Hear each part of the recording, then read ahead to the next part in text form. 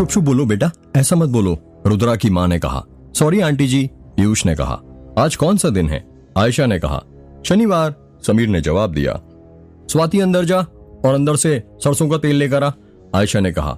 जी माँ, अभी लेकर आई, स्वाति ने रसोई घर में जाते हुए कहा। सरसों का तेल पर क्यों? रुद्र की चाची इससे क्या करेंगी? पीयूष ने धीरे से समीर के कानों में कहा। पता नहीं यार, मुझे तो लगता है आज हम कुछ नया जादू टोना सीखने वाले हैं रुद्र की चाची से, समीर ने कहा। हाँ यार, मुझे भी यही लगता है, पीयूष ने कहा। स्वाति एक स्टील की कटोरी में सरसों का तेल लेकर आती है और अपनी माँ को देते हुए कहती है, ये लो माँ। आयशा सरसों के तेल की कटोरी को अपने हाथों में लेती है और हवेली के दरवाजे की तरफ जाने लगती है। सभी लोग आयशा के पीछे जाने लगते हैं। ये रुद्र की चाची करने क्या वाली है? अनन्या ने धीरे से कहा। पता नहीं यार, तन्वी ने धीरे से जवाब दिया। आयशा धीरे धीरे सरसों के तेल से हवेली के दरवाजे की दहलीज पर एक लकीर खींच देती है। ये रुद्र की चाची क्या कर रही हैं? पीयूष ने धीरे से कहा। पागल, ये सरसों के तेल की दहलीज रक्षम रेखा खींच रही हैं, अर्जुन ने कहा। दहलीज रक्षम रेखा मतलब? समीर ने पूछा। मतलब ये कि जैसे लक्ष्मण रेखा होती है वैसी दहलीज रक्षम रेखा होती है। सरसों के तेल से घर के दरवाजे की दहलीज पर रेखा बनाई जाती है जिससे नकारात्मक शक्तियां घर के अंदर प्रवेश नहीं कर सकती हैं, अर्जुन ने कहा। सच में ऐसा होता है क्या? हाँ भाई, पुराने जमाने में बहुत से लोग अपने घरों की रक्षा के लिए यही किया करते थे। अच्छा, पर इसमें सरसों के तेल का ही यूज करना जरूरी है क्या? अनन्या ने पूछा। वो इसलिए क्योंकि हमारे हिंदू धर्म में सरसों का तेल शनिदेव को चढ़ाया जाता है और पुराणों में एक कथा है कि रावण ने शनिदेव को कैद कर लिया था और जब हनुमान जी माता सीता को ढूंढते वहां पर पहुंचे थे तो शनिदेव को कैद से मुक्ति कराने के दौरान शनिदेव बहुत दूर छिटक कर गिर गए थे, जिस कारण उन्हें काफी सारी चोटें आई थीं। इन घावों को भरने के लिए हनुमान जी ने शनि महाराज के पूरे शरीर पर सरसों का तेल लगाया था। सरसों का तेल शरीर पर लगाते ही शनिदेव के सारे घाव जल्द ठीक हो गए थे। इसलिए ऐसी मान्यता है कि सरसों के तेल से दरवाजे पर लकीर बनाने से शनिदेव स्वयं उस घर की रक्षा करते हैं। और तुम्हें तो पता ही होगा कि सरसों का तेल शनिदेव को चढ़ाने से वो प्रसन्न भी होते हैं। अर्जुन ठीक कह रहा है, आयशा ने कहा। आयशा हवेली के दोनों दरवाजों पर सरसों के तेल से लकीर खींच देती है। माखनलाल 3-4 पुलिस वालों के साथ गोंदिया के गणेश मंदिर के पास था। माखनलाल अपने साथियों के साथ गणेश मंदिर की सीढ़ियों पर बैठे भिखारियों के पास जाता है। वहां पर 3-4 भिखारी बैठे हुए थे, जिनमें से किसी का हाथ टूटा था तो किसी का पैर तो किसी की आंख। माखनलाल उनमें से एक भिखारी जिसका हाथ टूटा हुआ था और उस पर प्लास्टर लगा हुआ था, उसको मरे हुए भिखारी की फोटो दिखाते हुए पूछता है, ये इस भिखारी को कहीं देखा है क्या? नहीं साहब, हमने तो इसे कहीं नहीं देखा। कुछ दान दक्षिणा देनी है क्या इसे? अरे नहीं रे साहब, गरीब के पेट पर क्यों लात मारते हो? हमें ही दे दो ना जो उसे देना था। भगवान की कसम, जितनी दुआएं वो नहीं देगा उससे ज्यादा हम देंगे आपको। ये कैसे हो रहे तुम लोग? जिस भगवान के नाम पर भीख मांगते हो उसी की कसम खाते हो पैसे के लिए। साहब क्या करें, अब यही तो हमारी रोजी रोटी है। ये भिखारी अगर जिंदा होता तो इसे हवालात में बंद करते, तुझे क्या करूं उसकी जगह? नहीं साहब, गलती हो गई, भिखारी ने घबराते हुए कहा। चल ये सब छोड़, ये बता, इससे पहले कहीं देखा है क्या तूने इसे? नहीं साहब, कभी नहीं देखा, और ये तो मुझे इस एरिया का भी नहीं दिखता। हमारे एरिया में जितने भिखारी हैं हर किसी का कोई ना कोई बॉडी का पार्ट खराब ही है, और ये तो बूढ़ा भी लगता है, ये यहाँ का हो ही नहीं सकता। अच्छा ठीक है। माखनलाल गोंदिया जिले के हर मंदिर मस्जिद में उस भिखारी की फोटो लेकर घूम रहा था ताकि उसे उसके बारे में कुछ पता चल जाए। बहुत घूमने के कारण माखनलाल थक जाता है और थक कर एक गन्ने की रस की दुकान पर रुक जाता है। अरे 4 गिलास गन्ने का रस कर देना, माखनलाल ने गन्ने की रस वाली दुकानदार से कहा। यार ये साहब भी ना बड़े अजीब हैं, उन्हें शायद ये पता नहीं कि हमारे भारत में जितने कॉलेज और अस्पताल नहीं होंगे उससे ज्यादा तो मंदिर मस्जिद होंगे। अब कहाँ कहाँ पर ढूंढे इस भिखारी को? माखनलाल ने कहा। मुझे क्या लगता है माखनलाल जी, इसकी लाश हमें बलमा टोला के तालाब से मिली है। हो सकता है कि ये दास गांव, साड़ी टोला या फिर देवरी के पास के किसी मंदिर मस्जिद का हो, एक पुलिस वाले ने कहा। हाँ ये हो सकता है साहब, गन्ने का रस, दुकानदार ने गन्ने का रस देते हुए कहा। माखनलाल गन्ने के रस के गिलास उठा लेता है। एक काम करो, पहले तुम साड़ी टोला ले लो और फिर उसके बाद हम देवरी में इसका पता लगाते हैं, माखनलाल ने गन्ने का रस पीते हुए कहा। शाम 5 बजे अनन्या, पीयूष और समीर हवेली के छत पर बैठे हुए थे और बातें कर रहे थे। यार तुम्हें क्या लगता है, क्या इस गांव में सच में कोई आत्मा है? पीयूष ने कहा। यार मुझे तो लगता है गांव में सभी लोगों को कोई मानसिक बीमारी है, सबके अंदर बस डर बसा हुआ है, समीर ने कहा। हाँ यार मुझे भी यही लगता है, पर फिर भी कुछ अजीब तो है इस गांव में। देख रहे हो ना क्या क्या हो रहा है, अनन्या ने कहा। यार ये सब इत्तेफाक भी तो हो सकता है ना, समीर ने कहा।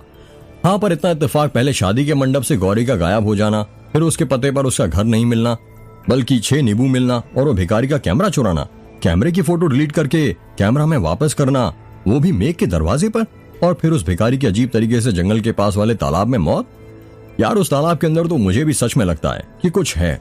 उस दिन जब हम वहां नहाने गए थे तो उसने भी मेरा पैर पकड़ लिया था, पीयूष ने कहा। लेफ्ट पकड़ा था या राइट? अनन्या ने धीरे से पूछा। पीयूष सोचते हुए बोला, लेफ्ट पकड़ा था शायद। तो उसे लेग पीस ज्यादा पसंद होगा, अनन्या ने हंसते हुए कहा। तुम ही ना बस हर वक्त मजाक ही सोचता है तुम्हें, पीयूष ने चिढ़ते हुए कहा। यार ये सब छोड़ो, तुम्हें नहीं लगता रुद्र और अर्जुन को सब्जी लेने मार्केट गए हुए कुछ ज्यादा ही देर हो गई है? समीर ने कहा। हाँ यार मुझे भी लगता है, पर क्या कर सकते हैं, गप्पे लड़ा रहे होंगे या फिर बाजार में लड़कियां ताक रहे होंगे, अनन्या ने कहा। वैसे तन्वी कहाँ है, कहीं दिखाई नहीं दे रही जब से, पीयूष ने कहा। नीचे है, रुद्र की माँ के पास बैठी हुई है, अनन्या ने कहा। इसका सही है, अभी से सासू माँ को खुश कर रही है। वैसे यदि गौरी नहीं मिली तो इसी को दुल्हन बनाना है रुद्र की, पीयूष ने हंसते हुए कहा। पीयूष की बात सुनकर अनन्या और समीर भी हंसने लगते हैं। संतोष अपने कमरे में पलंग पर बैठा हुआ था। वो अकेले बैठे हुए ना जाने क्या सोचे जा रहा था। सोचते सोचते पसीने से पूरी तरह भीग जाता है और वो सोचने में इतना खो गया था कि उसे पता ही नहीं चला कि कब आयशा उसके लिए गिलास में पानी लेकर आई और उसके सामने खड़ी हो गई। स्वाति के पापा पानी, आयशा ने पानी का गिलास संतोष को देते हुए कहा। आयशा तुम्हें रुद्र और उसके दोस्तों के सामने वो सोनोग्राफी वाली बात नहीं करनी चाहिए थी। तुम वो बात काट कर भी उन्हें सच्चाई बता सकती थी। अब पता नहीं क्या सोच रहे होंगे वो हमारे बारे में, संतोष ने पानी का गिलास उड़ाते हुए कहा। पर स्वाति के पापा एक ना एक दिन तो उन्हें पता चलना ही था ना। पर वह क्या, स्वाति के पापा, लड़की के लालच में हमने क्या क्या पाप किए हैं, एक ना एक दिन तो सबको पता चलना ही है। संतोष आयशा की बात का कोई जवाब नहीं देता, वो चुपचाप पानी पीने लगता है। अभी तो बहुत से राज पर्दा उठने बाकी हैं। स्वाति के पापा इस हवेली के लोगों ने क्या क्या पाप किए हैं और उनकी पीढ़ी ये सब भुगतना पड़ रहा है। अब उन्हें भी तो पता चलेगा एक ना एक दिन। हाँ पर तब भी तो देखी जाएगी। अभी के लिए तुम अपना मुंह बंद रखो, समझी? आप मेरा तो मुंह बंद करवा दोगे, पर उस चुड़ैल का क्या, स्वाति के पापा जो भटक रही है, उसका भी कुछ ना कुछ इंतजाम मैं जरूर कर दूंगा, संतोष ने कमरे से बाहर जाते हुए कहा। रुद्र की माँ और तन्वी साथ साथ सोफे पर बैठे हुए थे। रुद्र की माँ कहती है, अरे तन्वी बेटा, मेरी ना दवाई खाने का वक्त हो गया है। मैंने रुद्र को दवाई लाने के लिए बोल दिया था, वो ले भी आया होगा। उसने कहा था उसके कमरे में उसके दरवाजे के अंदर रखी हुई है। क्या तुम वो ला दोगी जब तक मैं दवाई खाने के लिए पानी गर्म कर लेती हूँ? जी आंटी, मैं अभी लेकर आती हूँ। तन्वी सीढ़ी चढ़कर रुद्र के रूम की तरफ जाने लगती है। तब वो रुद्र के रूम में पहुंचती है तो देखती है कि वहां पर कोई नहीं था। वो रुद्र के टेबल के पास जाती है। रुद्र के टेबल के ऊपर उसकी कुछ किताबें, पेन, पेंसिल और हेडफोन रखे हुए थे। उसी टेबल में नीचे दराज बना हुआ था। तन्वी वो दराज खोलती है और रुद्र की माँ की दवाइयां ढूंढने लगती है। दराज के अंदर कुछ पेन व डायरी रखी हुई थी। वो उन्हें ऊपर नीचे हटाती है और कुछ ही देर बाद उसे दवाई मिल जाती है। वो जैसी दवाई उठाती है उसे दवाई के नीचे एक फोटो मिलती है। वो उस फोटो को उठाती है और उसे देखने लगती है। वो फोटो खुद उसकी ही थी जो रुद्र ने अपने मोबाइल से खींची थी जब वो सेकेंड ईयर में थी। उस फोटो पर धूल जमी हुई थी। वो फोटो भोपाल के लेक व्यू की थी। फोटो में तन्वी स्माइल करके खड़ी हुई थी और पीछे बड़ा तालाब था और सनसेट हो रहा था। बड़े तालाब के अंदर पानी के बीचों बीच एक मजार है। वो उस फोटो में साफ साफ नजर आ रहा था। उस फोटो को देखते देखते तन्वी अतीत की यादों में खो जाती है और उसको याद आता है जब वो और रुद्र कॉलेज के दिनों में अक्सर भोपाल के लेक व्यू घूमने जाया करते थे। भोपाल के लेक व्यू में अक्सर वेलकम टू लेक सिटी के नीचे कपल्स बैठा करते थे, जहां पर आप कितने भी वक्त चले जाओ कपल आपको हमेशा मिल ही जाएंगे। जब भी कोई अपने परिवार के साथ घूमने आया करता था उन्हें उन कपल्स को इग्नोर करके चलना पड़ता था। Welcome to the lake city के आगे बोट क्लब था जहां पर जो भी अपने परिवार वालों के साथ आते थे वो वहीं पर बैठ जाया करते थे। नाव वाले, बोट वाले हमेशा उनके आगे पीछे घूमते और एक सवारी के 60 रुपए बताते और भाव तोल करने पर एक सवारी के 30 रुपए लगा देते। गांव से या दूसरे शहर से किसी का भी कोई रिश्तेदार आता था तो उस रिश्तेदार को बड़ा तालाब जरूर घुमाता था, क्योंकि यही भोपाल की शान थी। बड़े तालाब के बहते हुए पानी को देखते देखते लोग अपना गम भूल जाया करते थे और खुद अपने ख्वाबों के साथ पानी में बहने लगते थे। क्या कर रहे हो रुद्र, कितनी फोटो खींचोगे मेरी? तन्वी ने अपने हाथ से अपना चेहरा छिपाते हुए कहा। जब तक मन नहीं भरता, रुद्र ने मोबाइल से तन्वी की फोटो खींचते हुए कहा। और ये मन कब तक भरेगा? पता नहीं, शायद जब तक मोबाइल की मेमोरी नहीं भरती, रुद्र ने हंसते हुए जवाब दिया। मेरी एक बात समझ में नहीं आ रही, यहाँ इतनी अच्छी लोकेशन है, सनसेट होने वाला है, इतना अच्छा मौसम हो रहा है, वो देखो सूरज की लालिमा पानी पर गिर रही है और तुम नेचर की फोटो छोड़कर मेरी फोटो खींचने में क्यों लगे हो? क्योंकि मेरे लिए तो तुम ही मेरा नेचर हो। अच्छा जी, तन्वी ने प्यार से बोला। जी, तुम तो मेरी ऐसी लगातार फोटो खींच रहे हो जैसे मैं तुमसे दूर होने वाली हूँ। अगर कभी हो गई तो? पागल हो रहे हो क्या रुद्र? मैं हर वक्त तुम्हारी परछाई बनकर तुम्हारे साथ रहूंगी। तन्वी, तुम शायद भूल रही हो, परछाई भी अंधेरा होने पर गायब हो जाती है और इंसान को तो अंधेरे में उसकी सबसे ज्यादा जरूरत होती है, क्योंकि अंधेरे में ही उसे सबसे ज्यादा डर लगता है। तुम ना रुद्र कोई ना कोई लॉजिक ढूंढ ही लेते हो मेरी बात को काटने का। वैसे रुद्र, तुम मेरी इतनी सारी फोटो खींचकर क्या करोगे? मेरी फोटो का घर बनाओगे क्या? घर तो नहीं, पर अपने दिल में जरूर बसाऊंगा। पर मैं तो पहले ही तुम्हारे दिल में बसी हूं ना बेवकूफ। हाँ, पर मैं तुम्हारे साथ तुम्हारी यादों को भी अपने दिल में बसाना चाहता हूँ। जब तुम मेरे पास नहीं रहा करोगी तो इन फोटो को देखकर हमारी यादें ताजा कर लिया करूंगा। और तुम्हें क्या लगता है कि मैं तुम्हारे पास नहीं रहूंगी? पता नहीं, पर कुछ नहीं। वैसे भी आजकल की दुनिया में सच्चा प्यार मिलता किसे है? जब द्वापर युग में कृष्ण भगवान को स्वयं उनकी राधा नहीं मिली थी, तो तुम किस गारंटी के साथ कह सकती हो इस कलयुग में तुम मुझे मिल जाओगी? इस गारंटी के साथ, क्योंकि मैं डायन हूं, और डायन जिसे चाहे उसे अपनी शक्तियों से पा सकती है। तन्वी ने गंभीर होते हुए कहा। तुम सच में डायन हो क्या तन्वी? रुद्र ने धीरे से कहा। हाँ रुद्र, तुम्हें यकीन नहीं होता? नहीं। अरे तभी तो मैंने तुम्हें अपने प्यार के जादू में बांध कर रखा है। जिस दिन ये जादू खत्म हो जाएगा तुम मुझसे दूर हो जाओगे और मुझसे नफरत करने लगोगे। तन्वी ने हंसते हुए कहा। अगर ऐसी बात है तो ये जादू बरकरार रखना, क्योंकि मैं जिंदगी भर तुम्हारे प्यार के जादू में कैद रह सकता हूँ, पर कभी तुमसे नफरत नहीं कर सकता।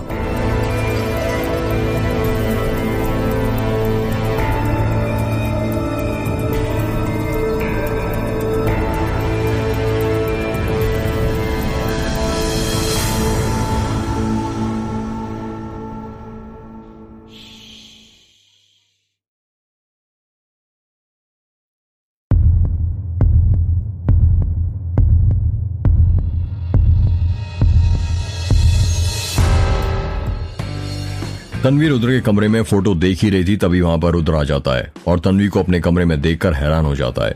तुम मेरे कमरे में क्या कर रही हो? रुद्र ने कहा। वो मुझे आंटी जी ने भेजा था उनकी दवाइयां लेने, तन्वी ने हड़बड़ाते हुए कहा। तो ले ली तुमने?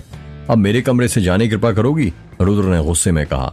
तन्वी ने धीरे से अपनी फोटो दराज के अंदर रखते हुए कहा, ले ली। मुझे भी कोई शौक नहीं तुम्हारे कमरे में आने का, वो तो आंटी जी ने कहा था इसलिए आ गई, और शौक रखना भी मत, समझी? रुद्र ने गुस्से में कहा। तन्वी दवाई टेबल पर से उठाती है और रुद्र के कमरे से जाने लगती है। शाम के 7 बज रहे थे, अंधेरा होने लगा था। माखनलाल और उसके साथी अभी तक उस मरे हुए भिखारी के बारे में पता लगा रहे थे।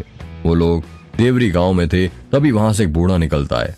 माखनलाल उसे रोकते हुए कहता है, अरे दादा, इसको देखा है क्या कहीं? माखनलाल ने भिखारी की फोटो दिखाते हुए कहा। उस बूढ़े ने चश्मा पहना हुआ था। वो अपने चश्मा एक हाथ से ठीक करते हुए कहता है, हाँ देखा तो है, लेकिन ये अपने देवरी की नदी देखी है? उसी के पास चौक है, वहां से थोड़ी दूर बाद ही खेत पड़ता है, वहां पर उसकी झोपड़ी है, वहीं पर रहता है वो। नाम क्या है इसका, पता है आपको? नहीं, नाम तो नहीं पता, पर बड़ा अजीब इंसान है, किसी से बात ही नहीं करता। अगर कोई बात करने भी जाए तो वहीं से भाग जाता था, गुस्सा करके उसे भगा देता था, अपने में ही मस्त मगन रहता था। इसका कोई रिश्तेदार है क्या? नहीं, मैंने तो कभी नहीं देखा। याद करो कभी किसी और के साथ देखा हो। हमेशा अकेले दिखता था क्या? हमेशा अकेला ही दिखता था, अपनी वो फटी पुरानी शॉल ओढ़े हुए। अच्छा ठीक है, तुम जा सकते हो। वो बूढ़ा वहां से जाने लगता है और वो 1-2 कदम ही चला था कि फिर पीछे मुड़ता है और माखनलाल से कहता है, हाँ साहब, याद आया, कुछ हफ्ते पहले मैंने उसे एक लड़की के साथ देखा था। क्या लड़की? हाँ साहब, जहां पर वो रहता है वहां पर एक नदी है। उस रात में वहां पर टहलने गया था, तब मैंने उसे वहां पर एक लड़की के साथ देखा था। कैसी दिखती थी वो लड़की, कुछ याद है? अंधेरा था, इस वजह से मैं उसकी सूरत नहीं देख पाया, और मेरी आंखें बूढ़ी हो गई हैं, इसलिए मुझे इनसे ज्यादा कुछ दिखाई भी नहीं देता है। पर हाँ, वो लड़की जवान थी, यही कोई 24 साल की होगी लगभग, गोरा बदन, दुबली पतली, पर समझ नहीं आ रहा था कि वो उस भिखारी के साथ क्या कर रही थी, क्योंकि वो भिखारी जितना बदसूरत था उससे कहीं ज्यादा खूबसूरत वो लड़की थी। क्या? हाँ साहब। अच्छा ठीक है, अब तुम जा सकते हो। शुक्रिया तुम्हारी जानकारी देने के लिए। इसमें शुक्रिया किस बात का साहब, आप भी तो हमारी जान की रक्षा के लिए दिन रात काम करते रहते हैं, ये तुम्हारा फर्ज है आपकी मदद करना। वैसे आपको क्या काम पड़ गया उस भिखारी से? इसका खून हो गया है। क्या? बूढ़े ने चौंकते हुए कहा। हाँ दादा, पर इस भिखारी को मारकर किसका क्या फायदा होगा, वही तो पता करना है। अच्छा ठीक है, अब मैं चलता हूँ, भगवान आपको आपके काम में कामयाबी दिलाए। इतना कहकर वो बूढ़ा वहां से चला जाता है। माखनलाल अपनी जेब में से फोन निकालता है और अजय को कॉल करता है। Hello sir. हाँ माखनलाल बोलो। साहब, आप यहाँ देवरी के पास वाली नदी पर आ जाइए, उस भिखारी का पता चल गया है और हो सकता है हमें गौरी भी मिल जाए। जितना मुझे पता चला है, कुछ हफ्ते पहले एक लड़की उस भिखारी के साथ देखी गई है, मुझे लगता है कि वो लड़की गौरी ही होगी। Very good Makhanlal, very good. मैं अभी डॉक्टर माधवी के हॉस्पिटल में हूँ, थोड़ी देर में वहां पर आता हूँ। एक काम करो, तुम बाकी लोगों को गोंदिया के गम्बद जम्बद मार्केट में जाने को कह दो। खबर आ रही है कि वहां पर कुछ लोग शराब पीकर हंगामा कर रहे हैं। जब तक तुम वहां पर ठहरो, मैं बस थोड़ी देर में यहाँ का काम खत्म करके आता हूँ। पर साहब मैं अकेले यहाँ कैसे? माखनलाल ने घबराते हुए कहा। अरे तुम डर क्यों रहे हो? आधे घंटे में तो पहुंच ही जाऊंगा ना। और पुलिस वाले हो, यदि तुम ही डरोगे तो मुजरिमों को कौन डराएगा? हाँ, एक बात याद रखना, जब तक मैं वहां पर नहीं पहुंच जाता तब तक तुम उस भिखारी के घर के अंदर कदम मत रखना। हो सकता है कि वहां पर वो मुजरिम हो। तुम मेरा देवरी की नदी के पास इंतजार करना। ठीक है साहब, मैं आपका देवरी की नदी के पास इंतजार करता हूँ। अजय हॉस्पिटल में डॉक्टर माधवी के साथ बैठा हुआ था। डॉक्टर माधवी ने भिखारी की लाश का पोस्टमार्टम कर दिया था और पोस्टमार्टम रिपोर्ट इस वक्त डॉक्टर माधवी के हाथों में थी। डॉक्टर माधवी, मुझे जंगल के पास ही जमीन पर कुछ खून की बूंदें बिखरी मिली थीं जो ताजा लग रही थीं, इसलिए मैंने इसे कैरी कर लिया। आप इसका ब्लड ग्रुप चेक कर लीजिएगा और पता लगाइएगा क्या इसका खून भिखारी के खून से मैच करता है या फिर हाथापाई में मुजरिम को चोट लग गई हो और ये उसका खून हो। ये खून भिखारी के खून से मैच करे या मुजरिम के, वो थोड़ी देर में पता चल जाएगा। एक बात जो मैं आपको भी बताने वाली हूँ, उसे सुनकर आप शॉक्ड हो जाएंगे। ऐसी कौन सी बात पता चल गई आपको? अक्सर हम पुलिस वाले लोगों को शॉक करते हैं, अब डॉक्टर भी पुलिस वालों को भी शॉक करने लगेंगे क्या? क्या करें, बात ही कुछ ऐसी पता चली है।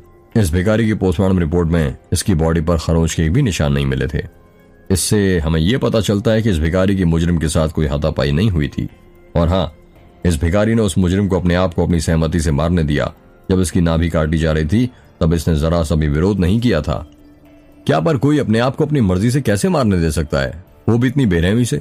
सबको अपनी जान प्यारी होती है, क्या इस भिखारी को नहीं थी? पता नहीं। ऐसा हो सकता है कि इस भिखारी को कुछ नशा, ड्रग्स या कोई इंजेक्शन लगाकर सुला दिया हो और तब ये काम किया गया हो जिससे वो कोई विरोध ना करे।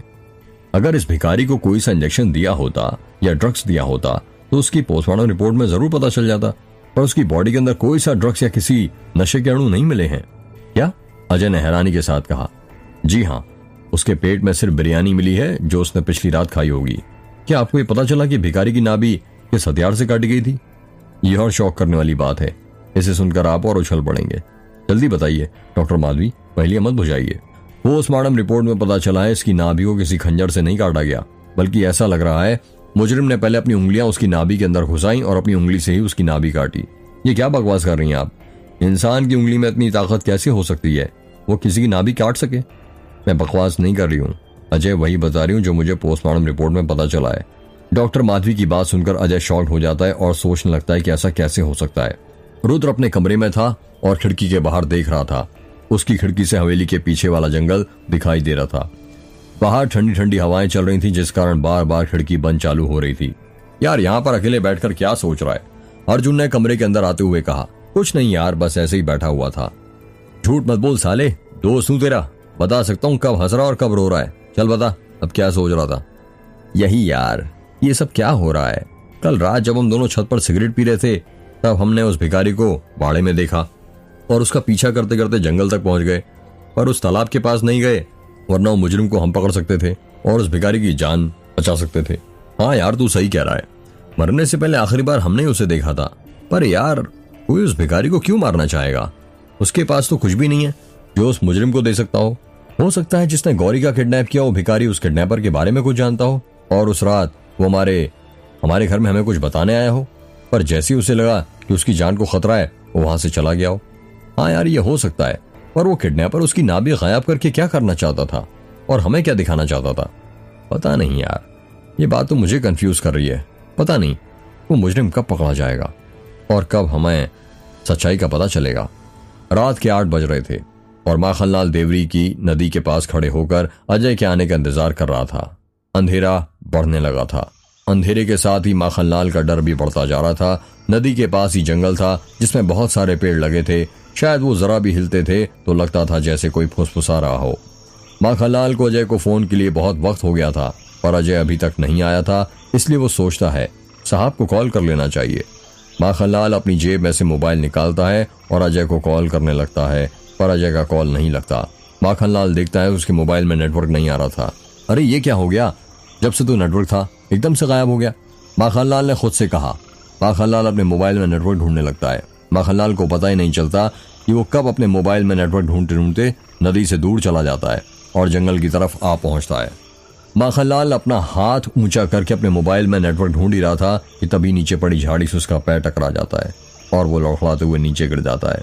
नीचे गिरने के कारण उसके हाथ से एक मोबाइल छूटकर दूर जाकर गिरता है। अरे ये क्या हो गया, अब इतने अंधेरे में अपना मोबाइल कैसे ढूंढूं? माखनलाल ने खुद से कहा। माखनलाल खड़ा होता है और जमीन पर अपना मोबाइल ढूंढने लग जाता है।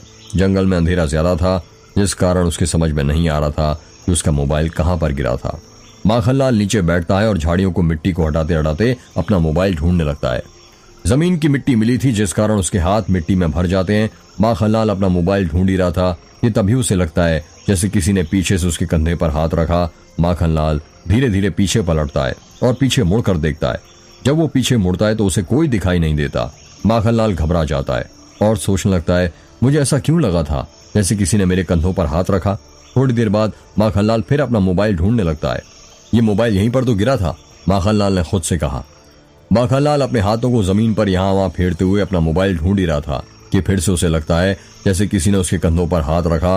वो झट से अपना हाथ अपने कंधों पर रखता है और उस हाथ को पकड़ता है जो उसके कंधों पर था। माखनलाल घबरा जाता है और ये सोचकर कि इस घने जंगल में उसके कंधे पर किसका हाथ है, माखनलाल पूरी तरह पसीने से भीग जाता है। माखनलाल धीरे धीरे अपनी मुंडी पीछे घुमाता है और देखता है। जब वो पीछे पलटता है तो देखता है वहां पर अजय खड़ा था। माखनलाल, तुम यहाँ पर क्या कर रहे हो और तुम्हारा फोन कहाँ है? मैं कब से ट्राई कर रहा हूँ, बोला क्यों नहीं रहा है? साहब, अब आपने ही तो मुझे डरा दिया था। वो मेरा मोबाइल वहां पर गिर गया था, उसे ही ढूंढ रहा हूँ जब से। अच्छा चलो, मैं भी तुम्हारी मदद करता हूँ। अजय और माखनलाल मोबाइल ढूंढने लग जाते हैं और थोड़ी देर में माखनलाल का मोबाइल मिल जाता है। अब चलें उस भिखारी घर, उस मुजरिम को भी तो पकड़ना है, अजय ने कहा। हाँ चलिए साहब। माखनलाल और अजय वापस नदी की ओर जाने लगते हैं। तभी अजय कहता है, तुम्हें क्या लगता है माखनलाल, मुजरिम ने उस भिखारी को क्यों मारा होगा? पता नहीं साहब। मैं बताऊं? हाँ बताइए ना। मुक्ति दिलाने के लिए, अजय ने धीरे से कहा। क्या मुक्ति? पर ये मुक्ति क्या होती है? तुम धीरे धीरे खुद समझ जाओगे माखनलाल की मुक्ति क्या होती है। साहब, ये आप आज कैसी बातें कर रहे हैं? चलो ये बताओ माखनलाल, उस पीपल के पेड़ के नीचे 6 नींबू क्या कर रहे थे? पता नहीं साहब। मैं बताता हूँ। गौरी ने उन 6 नींबू पर काला जादू किया हुआ था। क्या? माखनलाल ने चौंकते हुए कहा।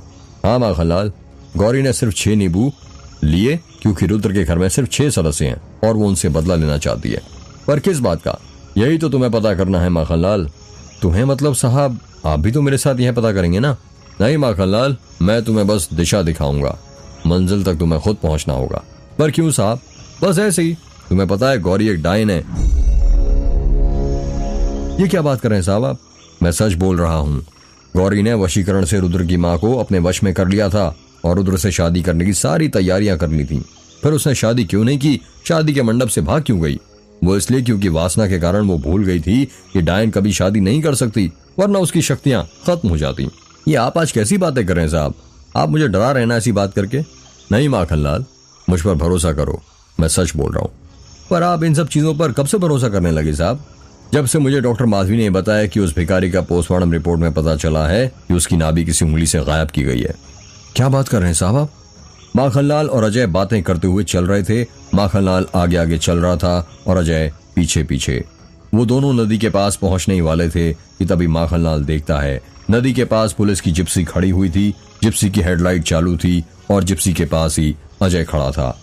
माखनलाल अजय को जिप्सी के पास देखकर हैरान हो जाता है और सोचने लगता है कि यदि अजय साहब जिप्सी के पास हैं तो मेरे पीछे कौन है।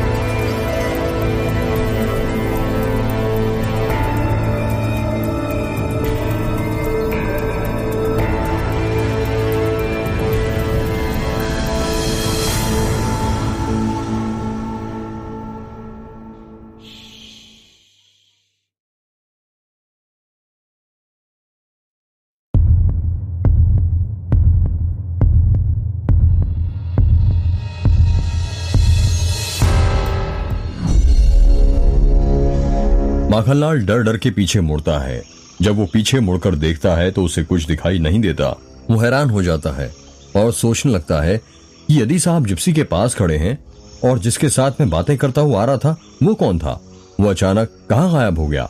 माखनलाल वहां से जितनी तेज भाग सकता था भागता है और भागते भागते अजय के पास पहुंच जाता है। माखनलाल को देखकर अजय कहता है, ये ड्यूटी के वक्त तुम कहाँ चले गए थे माखनलाल? मैं कब से तुम्हारा यहाँ पर इंतजार कर रहा हूँ। मैंने कहा था ना तुम्हें मेरा नदी के पास इंतजार करना। कब से तुम्हें फोन भी लगा रहा हूँ पर लग नहीं रहा है। माखनलाल तेज तेज हाँफने लग जाता है और अजय की बातों का कोई जवाब नहीं देता है। माखनलाल को जवाब भी दोगे या नहीं? और ये तुम हाँफ क्यों रहे हो? यूं भागते हुए कहाँ से आ रहे हो? साहब साहब, यहाँ पर एक भूत है, वो आपका रूप लेकर आया था, चलिए यहाँ से। यहाँ पर मत रुकिए, माखनलाल ने हाँफते हुए कहा। ये कैसी बात कर रहे हो माखनलाल, तुम पागल हो रहे हो क्या? साहब मैं सच बोलता हूँ, अभी थोड़ी देर पहले आप मेरे साथ थे और आप ही ने तो मेरा मोबाइल ढूंढवाया था और ये भी बताया था कि गौरी डायन है। तुमने फिर बकवास करना शुरू कर दी माखनलाल। नहीं साहब, मैं बकवास नहीं कर रहा हूँ, गौरी सच में डायन है और उसकी शक्तियां रुद्र से शादी करने के बाद खत्म हो जाती हैं, इसलिए उसने रुद्र से शादी नहीं की। और ये सब तुम्हें किसने बताया माखनलाल? ये सब खुद थोड़ी देर पहले आपने मुझे बताया था साहब।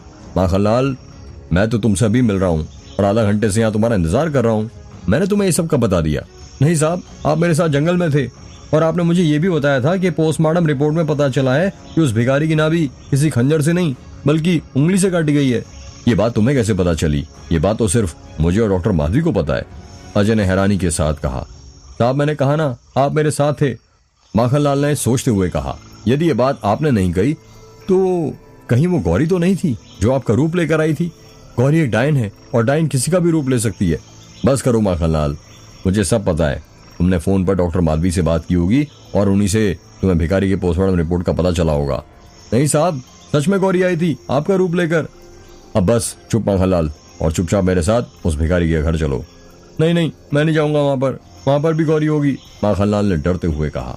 ये कैसी बातें करो तुम माखनलाल, ये मेरा ऑर्डर है, चुपचाप चलो, समझे? ठीक है साहब। माखनलाल और अजय जिप्सी में बैठ जाते हैं और भिखारी के घर की ओर जाने लगते हैं। कुछ ही देर बाद देवरी का चौक आ जाता है और माखनलाल वहां पर जिप्सी रोक देता है। साहब यहाँ ये पैदल जाना है, ये खेत देख रहे हैं, ये पास में ही उस भिखारी की झोपड़ी है, माखनलाल ने अपने हाथ से इशारा करते हुए कहा। माखनलाल और अजय जिप्सी से उतरते हैं और खेत की तरफ जाने लगते हैं। साहब मैं तो अभी भी कहता हूँ हमारे पास वक्त है, हम वापस चलते हैं, वरना वो डायन हमें मार देगी। ये क्या है माखनलाल, कभी कहते हो कोई भूत मार देगा तो कभी कहते हो डायन मार देगी, पहले तुम डिसाइड कर लो कि वो है क्या। साहब वो भूत हो या डायन बाद में पता चल जाएगा, पर मकसद तो उसका एक ही है ना, हमें मारना। तुम ना माखनलाल बड़े डरपोक किस्म के इंसान हो। साहब आप चाहे जो कुछ भी बोल लीजिए मुझ पर, मैं सच कहता हूँ, कोई आपका रूप लेकर मेरे पास आया था। ठीक है बाबा, ठीक है, मान ली तुम्हारी बात, अब खुश। लेकिन झूठ को सच बनाने से झूठ सच नहीं बनता, झूठ हमेशा झूठ ही रहता है और तुम्हारा ये झूठ एक सफेद झूठ है। साहब ये सफेद झूठ है या सफेद सच, एक ना एक दिन पता चल ही जाएगा। और देखना आपको भी जो चीजें अंधविश्वास लग रही है ना, एक दिन आप खुद इन सब चीजों पर भरोसा करेंगे। मैं इंतजार करूंगा उस दिन का, और उस दिन तुम देखना मैं साबित कर दूंगा ये भूत प्रेत डायन चुड़ैल जैसी कोई चीज नहीं होती है। माखनलाल और अजय चलते चलते भिखारी की झोपड़ी तक पहुंच जाते हैं। वो झोपड़ी खेतों के बीचों बीच थी, वहां पर पूरे खेतों में बस वही एक झोपड़ी बनी हुई थी। झोपड़ी तनीश की बनी हुई थी, जिसमें यदि जरा सी भी चिंगारी लग जाती तो पूरी झोपड़ी में अपने आप आग लग जाती और वो जलकर राख हो जाती। माखनलाल और अजय झोपड़ी के अंदर घुसने लगते हैं। माखनलाल अपनी बंदूक निकाल लो, हो सकता है मुजरिम अंदर ही हो, अजय ने अपनी बंदूक निकालते हुए कहा। जी साहब अभी निकालता हूँ। अजय धीरे से झोपड़ी के दरवाजे को धक्का मारता है, दरवाजा खुलने की आवाज आती है। जैसे ही दरवाजा खुलता है अजय धीरे से अपना पहला कदम झोपड़ी के अंदर रखता है। झोपड़ी के अंदर बहुत अंधेरा था। अजय अपना मोबाइल निकालता है और उसका टॉर्च ऑन कर लेता है। साहब यहाँ तो बाहर से भी ज्यादा अंधेरा लग रहा है, ऐसा लग रहा है जैसे किसी काली दुनिया के अंदर हमने कदम रख लिया हो, माखनलाल ने झोपड़ी के अंदर घुसते हुए कहा। माखनलाल तुम भी ना पता नहीं कैसी नॉनसेंस वाली बातें करते हो। थोड़ी देर बाद झोपड़ी को चारों तरफ देखते हुए अजय ने कहा, लगता है वो मुजरिम यहाँ पर नहीं है, यहाँ से भाग गया है। एक काम करो, यहाँ पर कुछ ना कुछ सबूत तो हमें जरूर मिल जाएगा, उस मुजरिम के खिलाफ ढूंढो, कुछ मिलता है क्या? जी साहब, माखनलाल ने अपनी बंदूक वापस से अपनी जेब में रखते हुए कहा। माखनलाल और अजय उस झोपड़ी के अंदर सबूत ढूंढने लगते हैं। मोबाइल की रोशनी में उन दोनों को ज्यादा कुछ दिखाई नहीं दे रहा था। माखनलाल सबूत ढूंढ ही रहा था कि तभी उसे कुर्सी के हिलने की आवाज सुनाई देने लगती है। वो अपने मोबाइल का टॉर्च उस आवाज की तरफ मारता है। वो देखता है उसने सामने एक कुर्सी थी जो आगे पीछे अपने आप हिल रही थी। उस कुर्सी का मुंह विपरीत दिशा में था, जिस कारण उसके समझ में नहीं आ रहा था कि उस कुर्सी के ऊपर कोई बैठा है या नहीं। उस कुर्सी को अपने आप हिलता हुआ देखकर माखनलाल सहम जाता है। माखनलाल धीरे धीरे अपने कदम उस कुर्सी की तरफ बढ़ाने लगता है।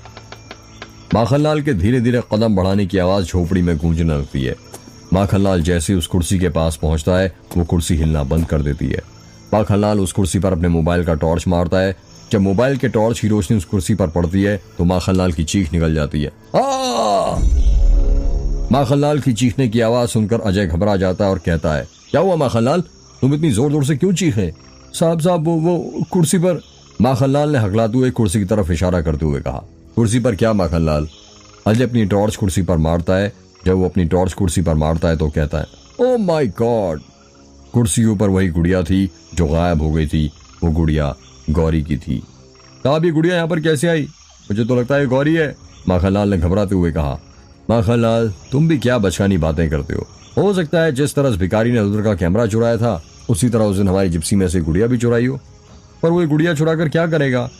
अब ये तो तुम्हें वो भिखारी बता सकता है। इसके लिए तुम्हें ऊपर भगवान के पास जाना पड़ेगा। तुम बोलो तो कर दूं क्या मैं तुम्हारा भगवान के पास जाने का इंतजाम? अरे नहीं साहब, मुझे अपनी जान बहुत प्यारी है। तो फिर जल्दी से इस गुड़िया को उठाओ और कुछ ठोस सबूत ढूंढो। साहब, मैं नहीं उठाऊंगा इस गुड़िया को, मुझे अब डर लगने लगा इससे। माखनलाल, तुम भी ना पूरे बच्चे हो, चुपचाप उठाओ इसे, समझे? अजय भिखारी की झोपड़ी में फिर से सबूत ढूंढने लगता है। अजय भिखारी घर का सामान यहाँ से वहां हटा ही रहा था कि तभी उसे एक संदूक मिलता है। माखनलाल, जरा यहाँ पर आना। अजय ने माखनलाल को आवाज देते हुए कहा। जी साहब, अभी आया। माखनलाल ने अजय के पास जाते हुए कहा। अजय को एक बड़ा सा संदूक मिला था। देखने से वो पुराने जमाने का लग रहा था। उस संदूक में एक बड़ा सा ताला लगा हुआ था जिसमें जंग लग रही थी। साहब, ये भिखारी के पास इतना पुराना संदूक कहाँ से आया? लगता है इसके अंदर जरूर कुछ खजाना वजाना होगा। चोरियां करके सारी दौलत यहीं रखता होगा। इसके अंदर खजाना है या क्या है, ये तो अब इसे खोलने के बाद ही पता चलेगा। जरा कोई पत्थर वत्थर देना इस ताले तोड़ने के लिए। जी साहब, अभी देता हूँ। माखनलाल झोपड़ी में यहाँ वहां देखता है और उसे हथौड़ा मिल जाता है। वो उसे उठाता है और अजय को लाकर लेता है। अजय अपनी पूरी जान से उस हथौड़े को ताले के ऊपर मारता है। हथौड़ा ताले पर मारने की आवाज आती है, ठक ठक ठक ठक। साहब, ये तो बहुत मजबूत है, लगता है बहुत राज छुपे हैं इसके अंदर। हाँ माखनलाल, यही लगता है, अजय ने हथौड़ा ताले पर मारते हुए कहा। थोड़ी देर बाद ताला टूटने की आवाज आती है, टक। अजय ताला संदूक से हटाता है और संदूक खोलने लगता है। जल्दी खोलिए साहब, लगता है मरने से पहले भिखारी सारा खजाना इस संदूक में छिपा कर गया है। बस खोल ही रहा हूं माखनलाल। अजय संदूक का दरवाजा खोल देता है। अजय जैसे ही संदूक का दरवाजा खोलता है उसके अंदर से बहुत गंदी गंध आने लगती है और वो गंध झोपड़ी के चारों तरफ फैल जाती है। छी, कितनी गंदी बदबू आ रही है। साहब, ऐसा लग रहा है जैसे संदूक के अंदर किसी की लाश हो, किसी मरे हुए इंसान की बदबू आ रही है। बिल्कुल ठीक कहा माखनलाल, अजय ने अपना हाथ अपनी नाक पर रखते हुए कहा। अजय और माखनलाल संदूक के अंदर अपने मोबाइल की टॉर्च मारने लगते हैं। वो दोनों जैसी संदूक के अंदर देखते हैं हैरान हो जाते हैं। संदूक के अंदर कुछ टूटा फूटा सामान रखा हुआ था और कुछ पुराने कागज रखे थे जिनमें कुछ पर दीमक लग गई थी, कुछ गल गए थे और कुछ सड़ गए थे। अगर इसके अंदर किसी की लाश नहीं थी तो क्या मरे इंसान की बदबू इन कागजों में आ रही थी साहब? माखनलाल ने हैरानी के साथ कहा। देखते हैं। अजय अपने ग्लव्स पहन लेता है और संदूक के अंदर का सामान देखने लगता है। संदूक के अंदर कुछ गले फटे पुराने कागजों के सिवा कुछ नहीं रखा था। बहुत देर ढूंढने के बाद भी अजय के हाथों में कुछ ठोस सबूत नहीं लगता है। शिट, लगता है हमें झोपड़ी में कुछ नहीं मिलेगा। चलो चलते हैं यहाँ से माखनलाल, अजय ने झोपड़ी के बाहर जाते हुए कहा। अजय झोपड़ी के दरवाजे पर पहुंचा ही था कि तभी माखनलाल की आवाज आती है। साहब, ये फोटो किसकी है संदूक के अंदर? क्या फोटो? अजय ने माखनलाल की तरफ जाते हुए कहा। माखनलाल के हाथों में एक फोटो थी। माखनलाल अपने मोबाइल का टॉर्च उस फोटो पर मारता है और देखता है उस फोटो के अंदर एक बच्चा था जिसकी उम्र करीब 7 साल होगी। उस बच्चे ने स्कूल ड्रेस पहनी हुई थी, सफेद शर्ट, नीली हाफ पैंट और गले में नीली टाई। साहब, ये फोटो में बच्चा कौन है? अजय उस फोटो को अपने हाथ में लेते हुए कहता है, ये फोटो तो रुद्र के बचपन की है। यहाँ पर इतनी पुरानी फोटोज भिखारी के पास कहाँ से आई? माखनलाल ने हैरानी के साथ कहा। यही तो पता करना है माखनलाल। हमें लगता था कि ये भिखारी गौरी की वजह से रुद्र और उसके परिवार वालों को जानता है, पर वो तो पहले से ही नहीं जानता है। कोई पुराना रिश्ता लगता है रुद्र और इस भिखारी का। आपने बिल्कुल ठीक कहा साहब। अजय और माखनलाल बातें कर ही रहे थे कि तभी अजय को कुछ जलने की बदबू आने लगती है। तुम्हें कुछ जलने की बदबू आ रही है माखनलाल? नहीं साहब, मुझे तो कोई बदबू नहीं आ रही है।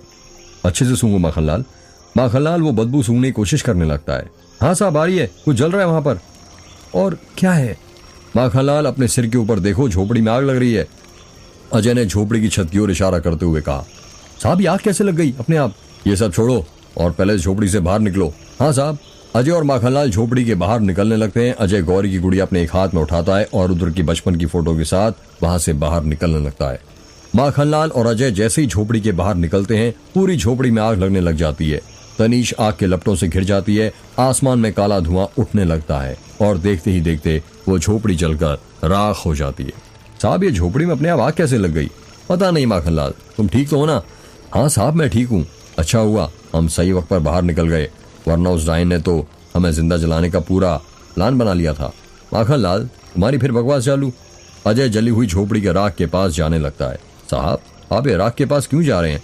सब जलकर कोयला बन गया है। संभल कर चलिए, कहीं आपका जूता न जल जाए। तुम अपना मुंह बंद रखो माखनलाल थोड़ी देर। अजय झोपड़ी के राख के ऊपर था। राख पर चलने के कारण उसके जूतों के तलवे काले हो गए थे। माखनलाल, वो संदूक कहाँ चला गया जिसमें हमें रुद्र की बचपन की फोटो मिली थी? साहब यहीं पर तो रखा था, माखनलाल ने हैरानी के साथ कहा। ये संदूक कहाँ जा सकता है? अगर झोपड़ी जली भी होगी तो संदूक थोड़ी देर जल सकता है। वो कहाँ गायब हो गया एकदम से?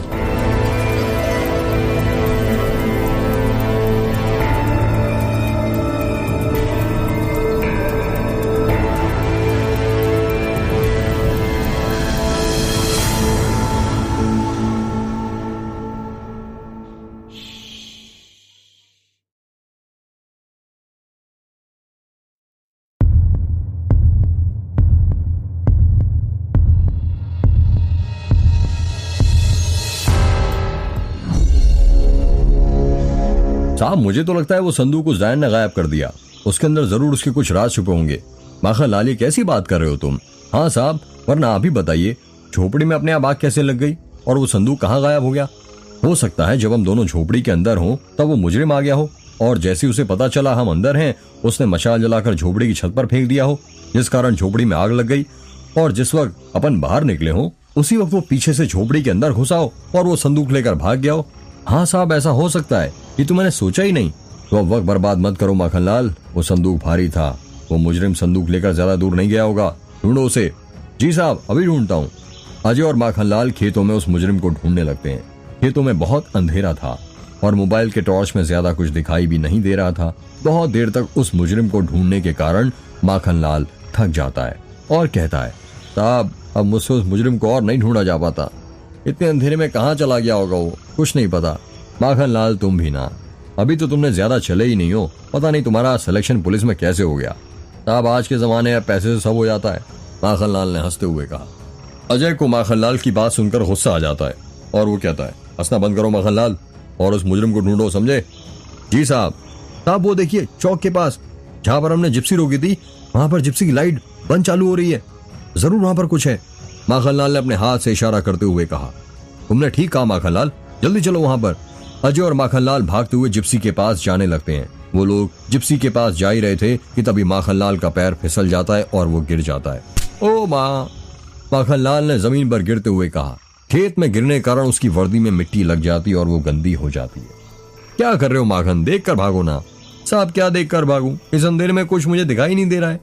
कोई चोट तो नहीं लगी तुम्हें? नहीं साहब, मैं ठीक हूँ बिल्कुल। माखनलाल जमीन पर से उठता है और जिप्सी की तरफ जाने लगता है। माखनलाल और अजय दूर से ही देखते हैं कि जिप्सी की लाइट बंद चालू हो रही थी पर जिप्सी के अंदर कोई बैठा दिखाई नहीं दे रहा था, ना ही कोई जिप्सी आसपास थी। अजय और माखनलाल जैसी जिप्सी के पास पहुंचते हैं, जिप्सी की लाइट बंद हो जाती है और चारों तरफ अंधेरा हो जाता है। उन्हें कुछ दिखाई नहीं दे रहा था। माखनलाल जरा मोबाइल का टॉर्च ऑन करना, मेरे मोबाइल की बैटरी खत्म हो गई है। जी साहब, अभी करता हूँ। माखनलाल ने मोबाइल का टॉर्च ऑन करते हुए कहा।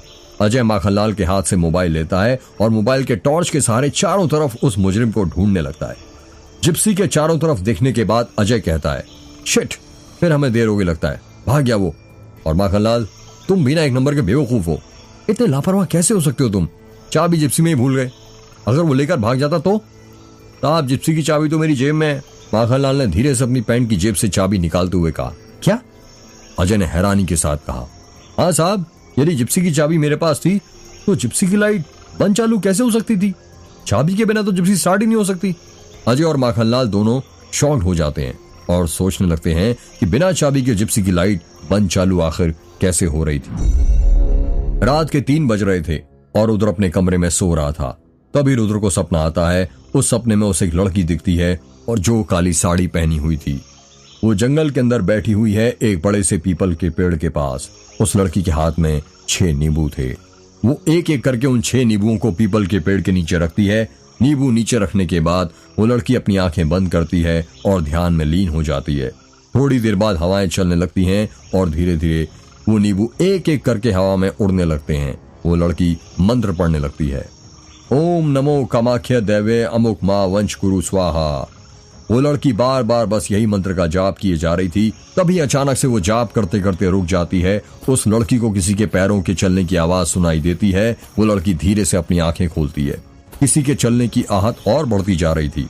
सूखे हुए पत्तों को पैरों से कुचलने की आवाजें आ रही थीं। उन पैरों के कदमों की आहट से पता चल रहा था कि दो लोग उस लड़की की तरफ बढ़ रहे हैं।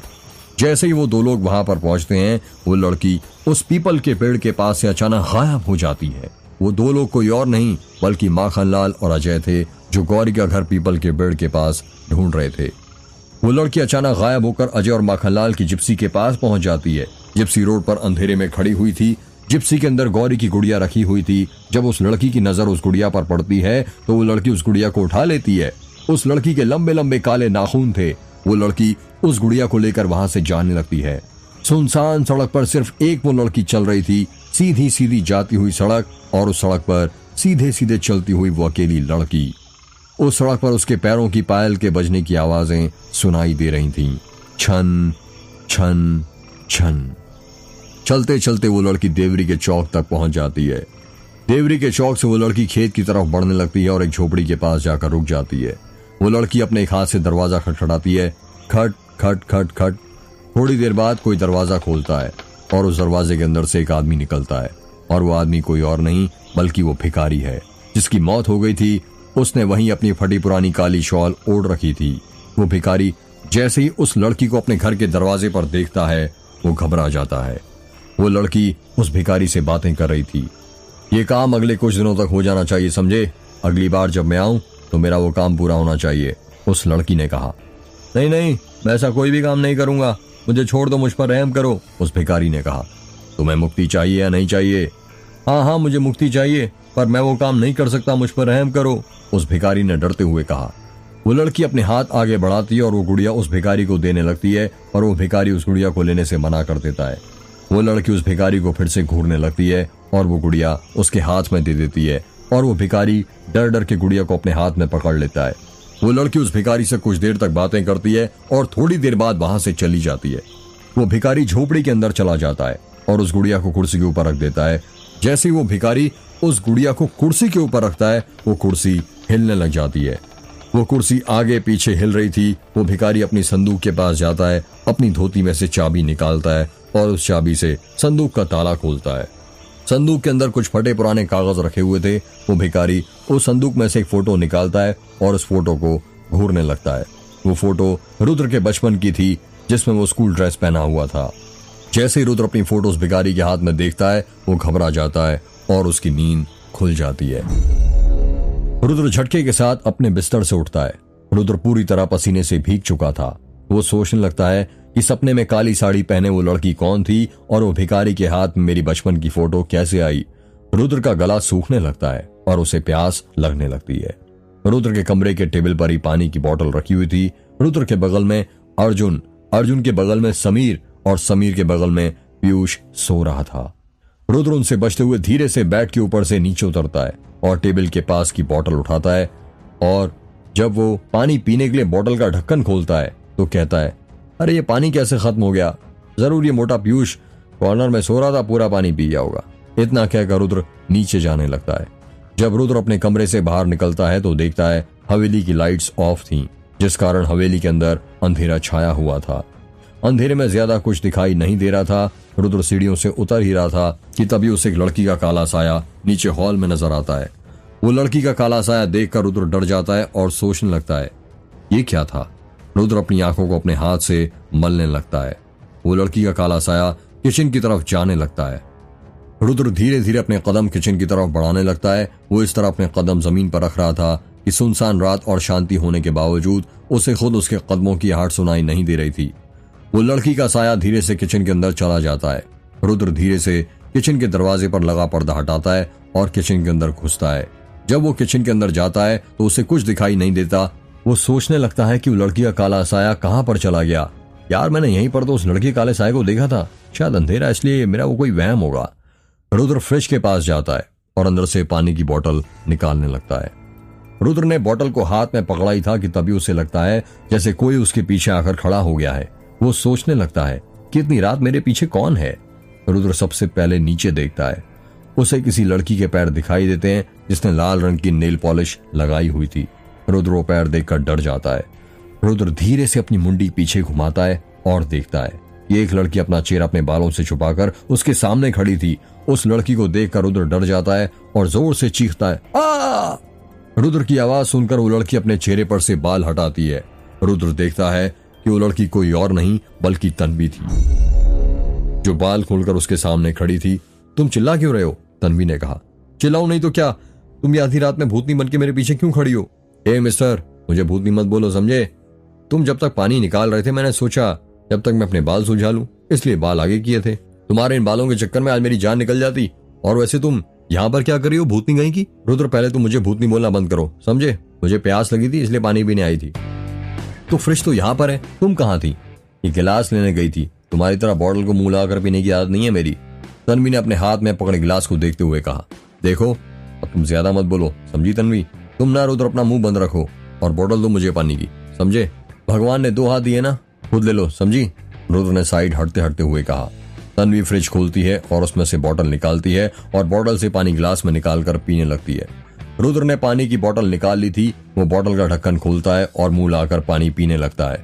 रुद्र बच्चों की तरह बोतल को मुंह लाकर पानी पी रहा था। तन्वी रुद्र को यूं पानी पीता हुआ देख हंसने लगती है। तुम हंस क्यों रही हो तन्वी? कुछ नहीं, बस ऐसे ही। कुछ तो तुम्हारी आदत अभी तक नहीं बदली रुद्र, तन्वी ने हंसते हुए कहा।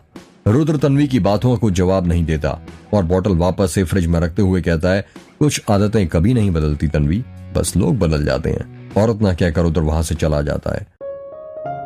रुद्र के जाते ही तन्वी भी किचन से जाने लगती है, पर रुद्र की बात सुनकर तन्वी उदास हो जाती है। सीढ़ियां चढ़ते वक्त उसको अपना मन बहुत भारी लग रहा था, एक बोझ लग रहा था उसे अपने दिल पर। बार बार उसके कानों में रुद्र की आवाज गूंज रही थी, कुछ आदतें कभी नहीं बदलती तन्वी, बस लोग बदल जाते हैं, बस लोग बदल जाते हैं। सीढ़ियां चढ़ते चढ़ते तन्वी फिर अपनी कॉलेज की यादों में खो जाती है। उसको याद आते हैं गर्मी के वो दिन जब यूआईटी कॉलेज की बिल्डिंगों में पानी नहीं रहता था।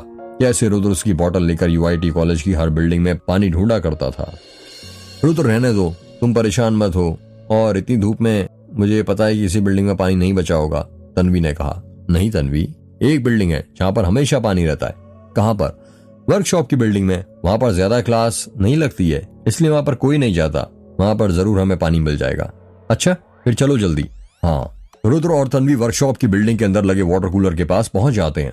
रुद्र तन्वी को उसकी पानी की बोतल भर कर देता है। अरे ये क्या, मुझसे ज्यादा प्यास तो तुम्हें लगी थी ना? जब कैंटीन में समोसा खा रहे थे तब कैसे तड़प रहे थे तुम मिर्ची खाकर। पहले तुम पानी पी लो। नहीं तन्वी, पहले तुम पियो। क्यों? क्योंकि मेरी तन्वी तुम मेरी जान हो और तुम्हें प्यासा देख पहले मैं अपनी प्यास कैसे बुझा सकता हूँ? जब तुम्हारी प्यास बुझ जाएगी तो मेरी प्यास अपने आप बुझ जाएगी। अच्छा जी। तन्वी बोतल का पानी पी लेती है और रुद्र अपनी पानी की बोतल भरने लगता है। रुद्र पानी की बोतल भर लेता है और अपनी बोतल से पानी पीने लगता है। रुद्र बोतल को मुंह लाकर पानी पी रहा था, वो बच्चों की तरह पानी पीने लगता है। पानी पीते पीते रुद्र की सफेद शर्ट गीली हो जाती है। ये देखकर तन्वी जोर जोर से खिलखिलाकर हंसने लगती है। रुद्र एक मासूम बच्चे की तरह पूछता है, क्या हुआ तन्वी, तुम हंस क्यों रही हो? हंसू नहीं तो क्या करूं रुद्र, ऐसे कौन पानी पीता है बच्चों की तरह? तो कैसे पीता है जरा बताना। तन्वी रुद्र के हाथों से बोतल लेती है और बोतल को ऊपर करके पानी पीने लगती है और फिर धीरे से उस बोतल को अपने मुंह से लगा देती है। पानी पीते पीते तन्वी के होठों की रेड लिपस्टिक बोतल के ऊपर छप जाती है। अरे ये क्या, तुमने तो मेरा झूठा पानी पी लिया। अरे मेरे बुद्धू राम, झूठा पानी पीने से प्यार बढ़ता है। अच्छा, और कैसे बढ़ता है प्यार, जरा बताना, रुद्र ने धीरे से कहा। अच्छा बताऊं जरा मैं, तन्वी ने रुद्र के पास जाते हुए कहा। तन्वी रुद्र की आंखों में देखने लगती है और रुद्र तन्वी की आंखों में देखने लगता है। तन्वी धीरे धीरे रुद्र के करीब जा रही थी और कह रही थी, बताऊं मैं प्यार कैसे बढ़ता है? हाँ बताओ ना तन्वी, रुद्र ने धीरे से कहा। रुद्र की आंखों में देखते हुए तन्वी रुद्र के बहुत करीब पहुंच जाती है। तन्वी की सांसें तेज तेज ऊपर नीचे चलने लगती हैं। तन्वी धीरे से कहती है, बताऊं? हाँ बताओ तन्वी।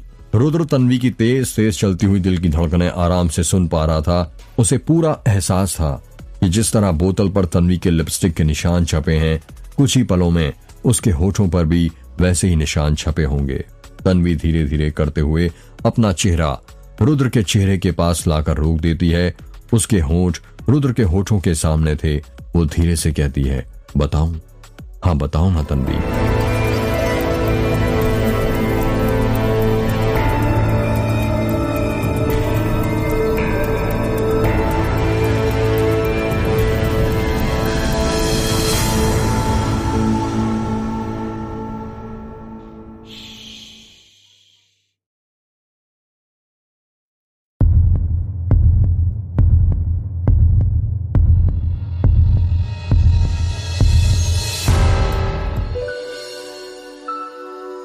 तन्वी दीदी, ओ तन्वी दीदी, स्वाति ने तन्वी को हिलाते हुए कहा।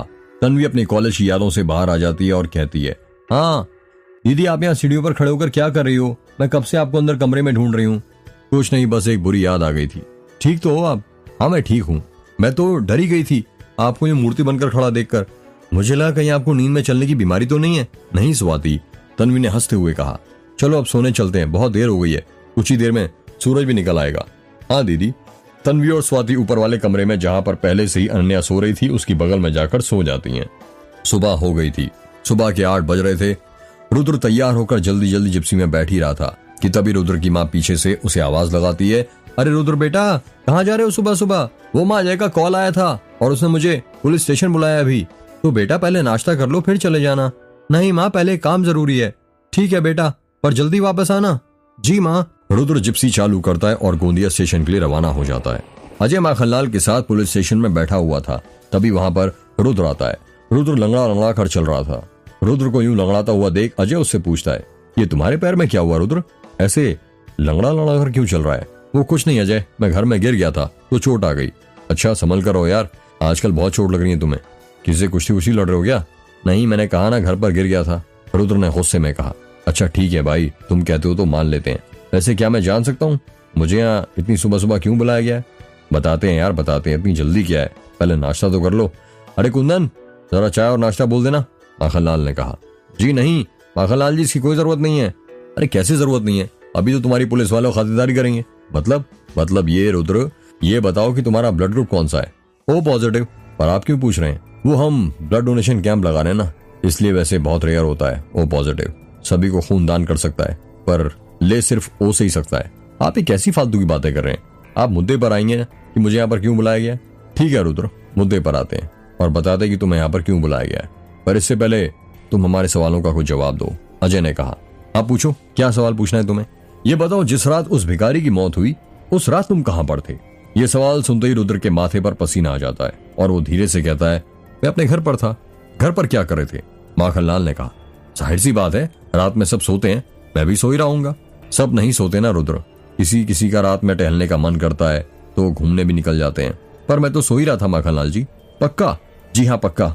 और कुछ पूछना है आप दोनों को मुझसे, या सिर्फ यही सवाल पूछने बुलाया था? इस सवाल का जवाब मैं फोन पर भी दे सकता था।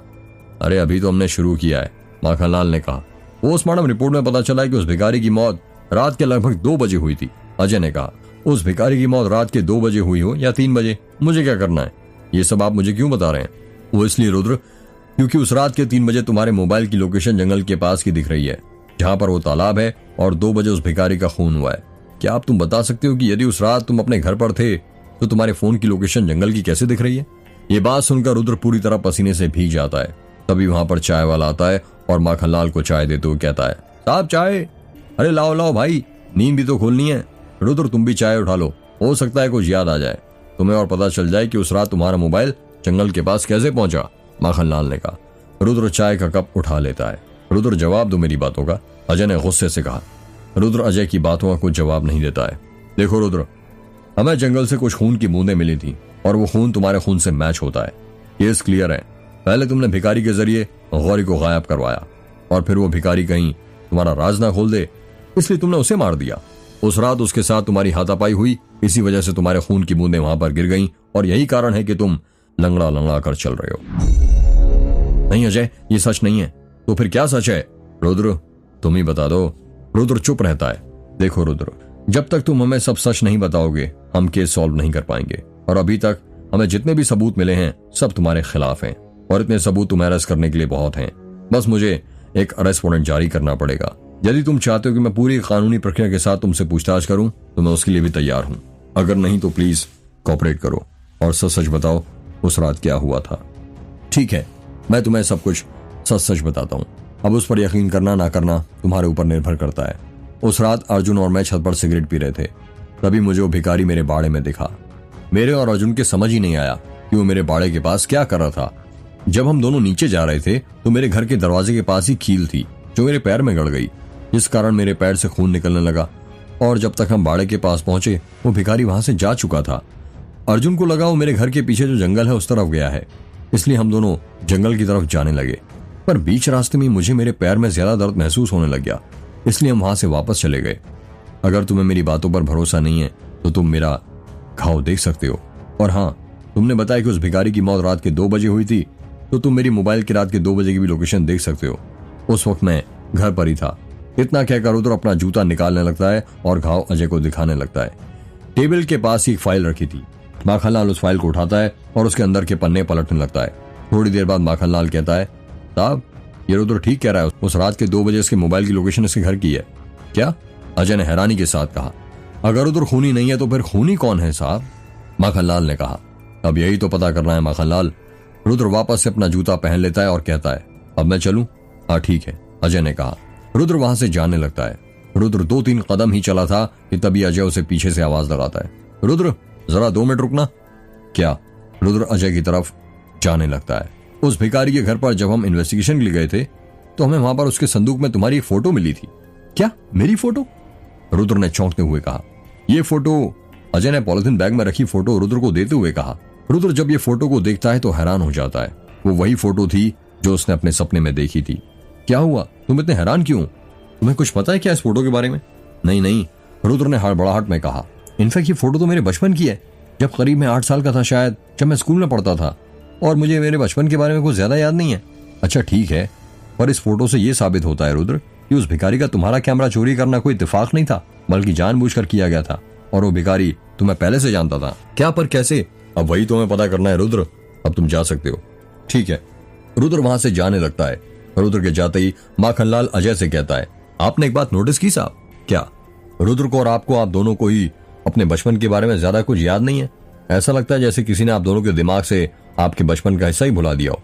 ये क्या बकवास कर रहे हो माखनलाल? ये कैसे हो सकता है? साहब बकवास नहीं कर रहा हूँ, काले जादू से आजकल की दुनिया में कुछ भी हो सकता है। वैसे एक बात बताइए साहब, ऐसा क्या हुआ था आपके बचपन में कि आप दोनों दोस्त से दुश्मन बन गए?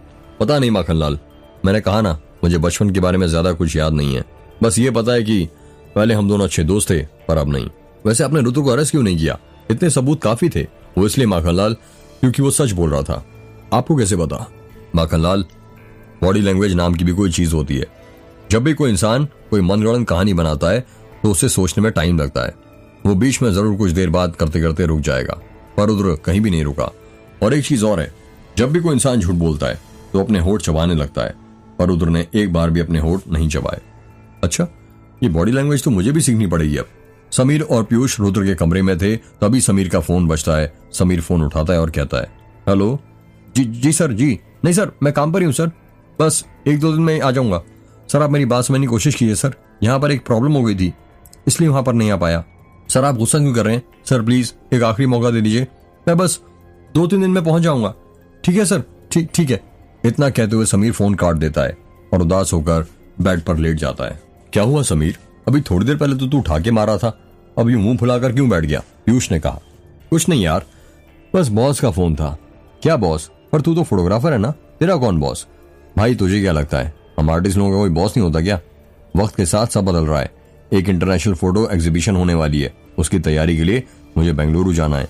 यदि नहीं गया तो ग्रुप से निकाल दिया जाऊंगा, और मैं पहले ही लेट हो चुका हूँ। अच्छा हाँ यार, यहाँ रुद्र की शादी में ऐसा फंसा कि भूल ही गया कि दुनिया और भी है मेरी। सही कह रहा है यार, बहुत दिन हो गए यहाँ रुकते हुए, अब हमें शायद अपने घर वापस चले जाना चाहिए। हाँ यार तू ठीक कह रहा है, रुद्र पुलिस स्टेशन से वापस आ जाए फिर उससे बात करते हैं। हाँ ठीक है। अर्जुन रुद्र की माँ के साथ हॉल में बैठा हुआ था। हॉल में रुद्र के पिता तेज बहादुर की एक बड़ी सी पेंटिंग लगी हुई थी, जिसमें वो अपने हाथों में राइफल पकड़े हुए थे। हरे रंग का कुर्ता और लाल रंग की धोती पहने हुए थे। चेहरे पर मुस्कान और बड़ी बड़ी मूछें थीं जो मुड़ी हुई थीं। वो अपनी मूछों पर एक हाथ से वैसे ही ताव दे रहे थे जैसे पुराने जमाने में कोई राजा देता था। अर्जुन बार बार उसी पेंटिंग को देखे जा रहा था। तभी उसके मन में एक सवाल आता है और वो रुद्र की माँ से पूछता है, आंटी जी ये रुद्र के पिताजी की पेंटिंग है ना? हाँ बेटा, ये भी कोई पूछने वाली बात है, दिख नहीं रहा हमारा रुद्र उन पर ही तो गया है। हाँ सही कहा आपने, पर मैं जानना चाहता था कि ये पेंटिंग हाथ से बनाई गई है क्या? हाँ बेटा, उस समय हमारे गांव में लोगों की फोटो खींचने की जगह अपनी पेंटिंग बनवाना ज्यादा पसंद होता था, और रुद्र के पापा तो कुछ ज्यादा ही पसंद किया करते थे। पर जब से डिजिटल कैमरा आया है, आधे से ज्यादा कलाकारों को तो बेरोजगार ही कर दिया है। इसलिए अब कोई हाथ से पेंटिंग नहीं बनवाता और पेंटिंग बनाने की कला लुप्त होने जा रही है। हाँ सही कहा आपने आंटी जी, हमारे देश की तरक्की कई लोगों का रोजगार खा गई है। वैसे ये फोटो किसने बनाई थी ये तो मुझे याद नहीं, पर जिसने बनाई थी अब वो जिंदा नहीं है। वो बहुत पहले मर चुका था, वो ज्यादा बुजुर्ग था ना। अच्छा, पर तुम क्यों पूछ रहे हो बेटा? वो इसलिए आंटी जी, यदि वो जिंदा होता तो उसके हाथों हम गौरी की पेंटिंग बनवा लेते। आप जैसे जैसे उसे बताती जाती वो वैसे वैसे गौरी का चेहरा बनाता जाता। आपको तो उसका चेहरा याद ही होगा ना? हाँ बेटा, याद है। मैं गौरी जैसी खूबसूरत लड़की का चेहरा कभी नहीं भूल सकती। वो किसी स्वर्ग की अप्सरा से कम नहीं थी। पर अब कोई फायदा नहीं, क्योंकि इस गांव में अब कोई ऐसा चित्रकार नहीं होगा जो आपके बताए हुए चेहरे के अनुसार गौरी की पेंटिंग बना सके। हाँ बेटा, तुमने सही कहा, इस गांव में ऐसा कोई चित्रकार नहीं है। अर्जुन और रुद्र की माँ आपस में बात ही कर रहे थे कि तभी वहां पर अनन्या आ जाती है और उन दोनों की सारी बातें सुन लेती है और कहती है, ऐसा चित्रकार गांव में भले ही ना हो, पर हमारे घर में जरूर है जो आंटी जी के बताए अनुसार पेंटिंग बना सके। कौन? अर्जुन और रुद्र की माँ ने एक साथ हैरान होते हुए कहा। जल्दी बताओ अनन्या, उसकी मदद से हम गौरी की पेंटिंग बना सकते हैं, और यदि एक बार गौरी मिल गई तो सारे किस्से सुलझ जाएंगे।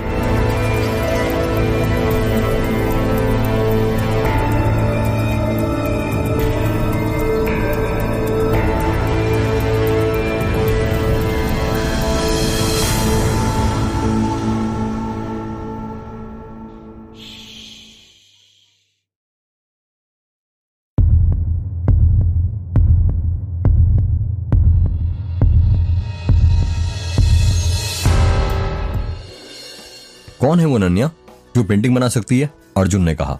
भूल गए, कॉलेज में उसे लाइव पेंटर के लिए फर्स्ट प्राइज मिला था। हाँ यार, ये मैं कैसे भूल सकता हूँ। तो जल्दी बुलाओ तन्वीर को। कहाँ पर है वो स्वाति के साथ ऊपर वाले कमरे में है शायद, अनन्या ने कहा। तो फिर जल्दी चलो। अर्जुन, अनन्या और रुद्र की माँ ऊपर वाले कमरे में जाने लगते हैं। जब वो लोग स्वाति के कमरे में पहुंचते हैं तो देखते हैं कि तन्वी स्वाति की चोटी बना रही थी। स्वाति नीचे बैठी हुई थी और तन्वी पलंग पर बैठकर उसकी चोटी बांध रही थी। अरे तू यहाँ पर बैठी है और हम तुझे नीचे ढूंढ रहे हैं, अनन्या ने कहा। क्यों, क्या हुआ? आप लोग मुझे क्यों ढूंढ रहे हैं? कुछ हुआ है क्या? नहीं तन्वी बेटा, बस हमें तुम्हारी हेल्प चाहिए, रुद्र की माँ ने कहा। कैसी मदद आंटी जी, बताइए। मुझसे जो हो सकेगा वो मैं करूंगी। तन्वी, तुम्हें गौरी का स्केच बनाना है। आंटी जी तुम्हें बताती जाएंगी और तुम वैसी बनाती जाना, अर्जुन ने कहा। पर अर्जुन, मुझे पेंटिंग छोड़े हुए 4 साल हो गए हैं। मुझे नहीं लगता मैं पेंटिंग बना पाऊंगी। तन्वी, कलाकार भले उसकी कला का साथ छोड़ दे, पर उसकी कला कभी उसका साथ नहीं छोड़ती। तुम एक बार ब्रश उठाकर तो देखो, फिर देखना कैसे ब्रश तुम्हारा हाथ थामते हैं। नहीं अर्जुन, समझो प्लीज। तन्वी, मान जाओ, यही एक तरीका है गौरी की फोटो बनाने का। यदि वो बन गई तो गौरी को पुलिस वाले आराम से ढूंढ सकते हैं। प्लीज बेटा मान जाओ, रुद्र की माँ ने कहा। ठीक है आंटी जी, मैं अपनी तरफ से पूरी कोशिश करूंगी, पर मैं पूरी तरह श्योर नहीं हूँ कि मैं पेंटिंग बना पाऊंगी या नहीं। बेटा तुम एक बार कोशिश तो करो, मुझे तुम पर पूरा यकीन है, तुम जरूर बना लोगी। ठीक है, पर पेंटिंग बनाने के लिए मुझे 2H, HB, 3B की पेंसिलें, कलर, पेंटिंग शीट और पेंटिंग स्टैंड भी चाहिए होगा। उसकी फिक्र आप मत कीजिए दीदी, वो सब है मेरे पास। मुझे भी पेंटिंग करने का शौक है, पर अभी उतनी अच्छी नहीं आती। इतना कहते हुए स्वाति अपनी जगह से उठती है और कबर्ड से पेंटिंग स्टैंड, शीट और कलर निकालती है और तन्वी को लाकर दे देती है। रुद्र जिप्सी से वापस घर जा रहा था। जिप्सी चलाते चलाते वो एक गहरी सोच में डूब गया था। उसके कुछ समझ नहीं आ रहा था कि उसके साथ क्या हो रहा है। रुद्र सोच रहा था कि भिखारी की मौत रात के 2 बजे हुई और मैंने उसी रात के 2 बजे उसकी मौत का सपना देखा था। कहीं मेरा सपना एक सपना ना होकर हकीकत तो नहीं, और सपने में मेरी बचपन की फोटो जो मैंने उस भिखारी के हाथ में देखी थी वो अजय को इन्वेस्टिगेशन में कैसे मिल सकती है। कहीं मेरे सपने सच तो नहीं हो रहे, या फिर कहीं मैं वो तो नहीं देख रहा हूं जो होने वाला है। पर ऐसा कैसे हो सकता है? जरूर ये कोई इत्तेफाक है। तन्वी रुद्र की माँ के बताए अनुसार गौरी का स्केच बनाई रही थी कि तभी वहां पर समीर और पीयूष आ जाते हैं। ये क्या चल रहा है? तन्वी, आंटी जी का स्केच बना रही हो, एक मेरा भी बना दो ना, पीयूष ने कहा। बेवकूफ, तुझे इतना भी नहीं पता, जब भी किसी ऑब्जेक्ट की फोटो बनाई जाती है तो उसे बगल में नहीं बल्कि सामने रखते हैं। तू ना हमेशा बेवकूफ का बेवकूफ ही रहेगा, अनन्या ने कहा। चल अब तू मुझे मत सिखा, समझी? तुझे खुद को तो कुछ आता नहीं है, आई बड़ी मुझे सिखाने वाली। अच्छा, जैसे तुझे तो बहुत कुछ आता है। तुझसे अच्छी पेंटिंग तो छोटे बच्चे बनाते हैं। चल रहने दे, पता ही है कौन अच्छी बनाता है कौन बुरी। पीयूष और अनन्या की बातें सुनकर तन्वी डिस्टर्ब हो जाती है और कहती है, यार ये क्या कर रहे हो तुम दोनों? मुझे शांति से पेंटिंग बनाने दोगे या नहीं? सॉरी तन्वी, हम भूल गए थे तुम स्केच बना रही हो, अनन्या और पीयूष ने एक साथ कहा। तन्वी बहुत कोशिश कर रही थी गौरी की आंखें बनाने की, पर नहीं बना पा रही थी। उस कमरे में जमीन पर बहुत सारे पेपर फटे हुए थे जो तन्वी ने फाड़े थे पेंटिंग बना बनाकर। तन्वी चिढ़ जाती है और अपनी पेंसिल नीचे रख देती है। तन्वी अपने दोनों हाथों से अपना सिर पकड़ने लगती है। क्या हुआ Tanvi, are you alright? Ananya ने कहा। हाँ यार मैं ठीक हूँ, तुम सब प्लीज एक काम करोगे, तुम सब लोग बाहर चले जाओ, बस आंटी जी यहाँ पर रह सकती हैं, मैं बहुत डिस्टर्ब हो रही हूँ। ठीक है, हम चले जाते हैं। अर्जुन ने कहा। सब लोग वहां से जाने लगते हैं। तभी तन्वी कहती है, सुनो अनन्या, एक गिलास पानी ला दो ना। ठीक है, अभी ला देती हूँ। थोड़ी देर में अनन्या एक गिलास में पानी लेकर तन्वी को दे देती है और वहां से चली जाती है। तन्वी पानी का एक घूंट पीती है और नई शीट पेंटिंग स्टैंड पर लगाती है और फिर से गौरी का स्केच बनाने में मसरूफ हो जाती है। तो आंटी जी, क्या बताया था आपने? उसकी आंखें कैसी दिखती थी? बेटा, उसकी आंखें बड़ी बड़ी थी, गोल भूरे रंग की तरह। अच्छा, और उसकी आईब्रो कैसी थी? बेटा, पतली थी। रुद्र की माँ तन्वी को गौरी का रूप बताते जा रही थी और तन्वी उसका स्केच बनाती जा रही थी। स्केच बनाते बनाते तन्वी कॉलेज की यादों में खो जाती है और उसको याद आता है वो पल जब उसके कॉलेज में लाइव पेंटिंग कंपटीशन होने वाला था और वो एक दिन पहले रुद्र के साथ उसके रूम पर लाइव पेंटिंग की प्रैक्टिस कर रही थी। क्या कर रहे हो रुद्र? कितना हिल रहे हो? अगर ऐसे हिलते रहोगे तो मैं तुम्हारी पोर्ट्रेट पेंटिंग कैसे बनाऊंगी? तन्वी, पेंटिंग तो आंखें बंद करके बनाई जा सकती है। बस एक बार ऑब्जेक्ट को मन में बसा लो, फिर चाहे वो कितना भी हिले, हमेशा अपने मन में उस ऑब्जेक्ट की वो इमेज बना कर रखो। अच्छा, जरा बताना कैसे? रुको, अभी बताता हूँ। इतना कहकर रुद्र तन्वी के पास जाता है और उसके गले पर बंधा स्कार्फ खोलने लगता है। तभी तन्वी एकदम से कहती है, ये क्या कर रहे हो तुम रुद्र? अरे रुको बाबा, बताता हूँ। नहीं रुद्र, मेरा स्कार्फ मत खोलो। तन्वी रुद्र को बार बार मना कर रही थी कि उसका स्कार्फ मत खोल, पर रुद्र तन्वी की बात नहीं मान रहा था। तन्वी को गुस्सा आ जाता है और वो चिल्ला कर कहती है, रुद्र, मैंने कहा ना, मेरा स्कार्फ मत खोलो। ओके बाबा, ओके। इसमें इतना गुस्सा करने वाली क्या बात है? तुम तो ऐसे करो जैसे वो हातिम ताई में उस जादूगर की जान उसके तोते में रहती है, वैसे ही तुम्हारी जान तुम्हारे स्कार्फ में, जो हमेशा 24 घंटे तुम्हारे गले में बंधा रहता है। हाँ, यही समझ लो रुद्र। और कुछ बोलना है तुम्हें या हो गया? ये झगड़ा करने के लिए तुमने मुझे यहाँ बुलाया था ना, कि मैं शांति से प्रैक्टिस कर सकूं, इसलिए यहाँ बुलाया था। सॉरी बाबा, सॉरी। तुम नाराज हो गई हो। तुम लड़कियां ना बहुत जल्दी गुस्सा हो जाती हो। क्या करें, तुम लड़के काम ही ऐसे करते हो। चलो, अब मैं जो बोलता हूँ पहले वो करो। इस चेयर पर बैठो। तन्वी उस चेयर पर बैठ जाती है। तन्वी कॉलेज बैग के पास ही उसका दुपट्टा रखा हुआ था। रुद्र दुपट्टे को उठाता है और तन्वी की आंखों पर बांधने लगता है। अब तुम ये क्या कर रहे हो रुद्र? तन्वी, प्लीज 2 मिनट चुप। रुद्र तन्वी की आंखों पर उसका दुपट्टा बांध देता है। तन्वी, अब पेंसिल उठाओ। रुद्र, तुम पागल हो रहे हो क्या? ये आंख पर पट्टी बांधकर कैसे पेंसिल उठा लूं मैं? मुझे कुछ भी नहीं दिख रहा है। यही तो टास्क है तन्वी। अपने राइट हैंड को हल्का सा उठाओ, तुम्हारे जस्ट बगल में ही पेंसिल रखी है। ठीक है। तन्वी अपना राइट हैंड उठाती है और साइड ले जाने लगती है। वहां पर कांच का पानी का बाउल रखा था। तन्वी का हाथ उससे लग जाता है और वो नीचे गिरकर टूट जाता है और उसकी गिरती आवाज आती है, काच। रुद्र, क्या टूट गया? मैंने कहा ना, मुझसे सब नहीं हो पाएगा। तन्वी, कुछ नहीं, बस पानी का बाउल था और तुमसे होगा, देखना, तुमसे जरूर होगा। तुम्हें अपने आप ही पल भर में भरोसा नहीं है, पर तुम मुझ पर तो भरोसा है ना? हाँ रुद्र, मुझे तुम पर अपने आप से ज्यादा भरोसा है। तो प्लीज तन्वी, जैसे जैसे मैं बोलता हूँ वैसा वैसा करो। रुद्र, तुम बोलते हो तो ठीक है। तन्वी, अपने हाथ को हल्का सा राइट लो और पेंसिल उठाओ। ठीक है।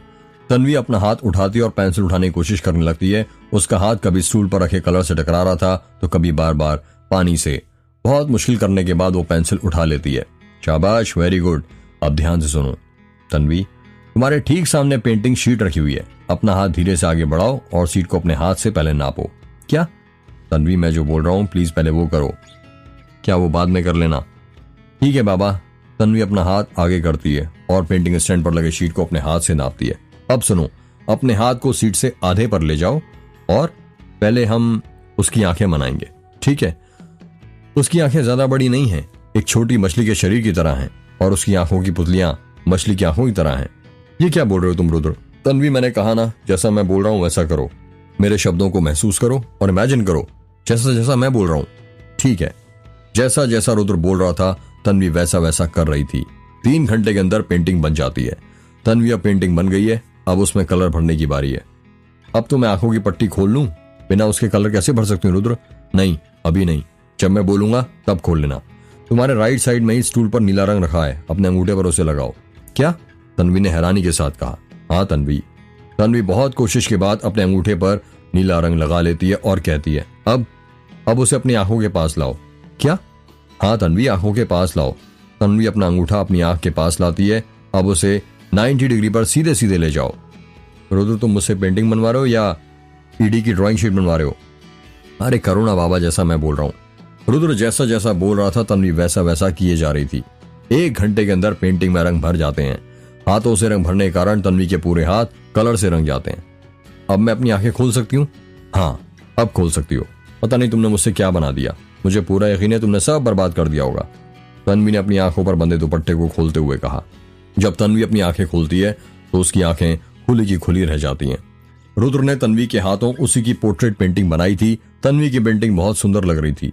नीली आंखें, बालों का रंग सुनहरा, तन्वी की पूरी पेंटिंग रंग बिरंगे कलरों से भरी हुई थी। ये क्या रुद्र, तुमने तो मेरी पेंटिंग बनवा दी, ये कैसे किया तुमने? मैंने कहा ना, बस ऑब्जेक्ट को मन में बसाना है, और तुम तो मेरे दिल में पहले से ही बसी हुई हो तन्वी।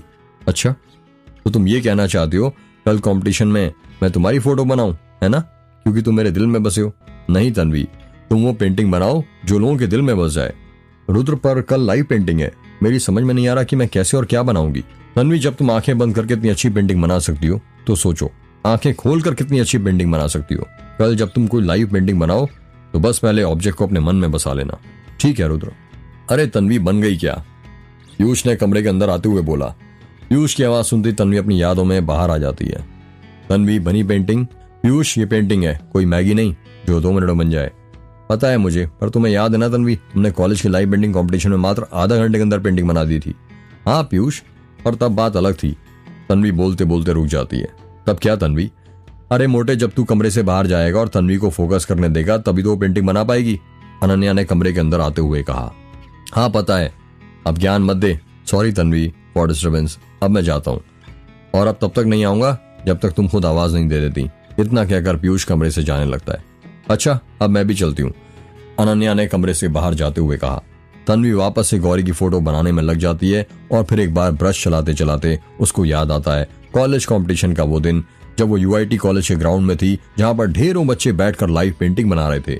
राइट साइड में की सेंट्रल लाइब्रेरी थी और लेफ्ट साइड में एक बिल्डिंग का निर्माण हो रहा था। तन्वी ने पेंटिंग बनाकर जमा कर दी थी और अब फैसले की घड़ी थी। इस कंपटीशन में 500 से ज्यादा पार्टिसिपेंट्स ने भाग लिया। आप सभी ने बहुत ही अच्छी पेंटिंग बनाई, पर प्रतियोगिता होती है और कोई एक ही ट्रॉफी का हकदार होता है। आप आज में से कोई भी जीते, पर हमेशा एक चीज याद रखना, किसी भी प्रतियोगिता में या तो हम जीतते हैं या फिर सीखते हैं, हारते कभी नहीं। और आप भी अपने मन में आज यही बनाए रखना, आज आप में से कोई नहीं हारेगा। यहाँ या तो कोई जीतेगा या कोई सीखेगा। हमारे जज ने 3 लोगों को फाइनल किया है, जिसमें से किसी एक को चुना जाएगा। मैं चाहूंगा कि अपूर्वा शुक्ला, पूजा दरियानी और तन्वी राय स्टेज पर आए। स्टेज पर खड़े एंकर ने कहा। तीनों लड़कियां स्टेज पर आती हैं, जिसमें से एक तन्वी थी। तन्वी, हम आपसे एक सवाल करना चाहते हैं, कुर्सी पर बैठे जज ने कहा। जी सर, तन्वी ने माइक पकड़ते हुए कहा। आपको पता है ना कि यहाँ पर लाइव पेंटिंग करनी थी? हाँ सर। तो आपने लाइव पेंटिंग कहाँ की है? आपकी पेंटिंग बहुत अच्छी है पर लाइव नहीं है, दूसरे जज ने कहा। सर, मेरी पेंटिंग लाइव ही है। कैसे? अपूर्वा ने स्टूडेंट्स की पेंटिंग बनाते हुए पेंटिंग बनाई है और पीछे आपके कॉलेज की बिल्डिंग भी दिख रही है। पूजा ने खुद हम तीनों जज की यहाँ बैठे हुए पेंटिंग बनाई है, और आपकी पेंटिंग में एक बच्चा है जो पेड़ से बंधे झूले पर है और उसके माँ बाप बिल्डिंग बनाने का काम कर रहे हैं। अगर ये कोई सामाजिक पेंटिंग होती तो आपकी पेंटिंग को जरूर प्राइज मिलता, पर यहाँ आपको लाइव पेंटिंग बनानी थी, सामाजिक नहीं। सर, मैंने लाइव पेंटिंग ही बनाई है। आपने यहाँ बैठे हुए सिर्फ इतना ही नोटिस किया कि बच्चे पेंटिंग बना रहे हैं, और यूआईटी की जो बिल्डिंग के पीछे है वो आपने नोटिस नहीं किया कि बिल्डिंग बनाई किसने। सर, आप अपने लेफ्ट साइड में देखिए, वो बच्चा अभी भी कड़ी धूप में झूले पर है और उसके माँ बाप काम कर रहे हैं। सब लोग लेफ्ट साइड देखने लग जाते हैं और देखते हैं कि वो मजदूर अभी भी वहीं पर थे और काम कर रहे थे। आपने ये सब कैसे नोटिस किया? हमारी तो उस तरफ नजर ही नहीं गई, जज ने कहा। बस सर, किसी ने मुझसे कहा था यदि किसी की भी आपको पेंटिंग बनानी है तो बस उसे दिल में बसा लो, और मैंने वही किया। तन्वी ने नीचे स्टेज के पास खड़े रुद्र की तरफ देखते हुए कहा, और इसी के साथ पूरा यूआईटी ग्राउंड तालियों के साथ बज उठता है और लाइव पेंटिंग का फर्स्ट प्राइज तन्वी को मिलता है।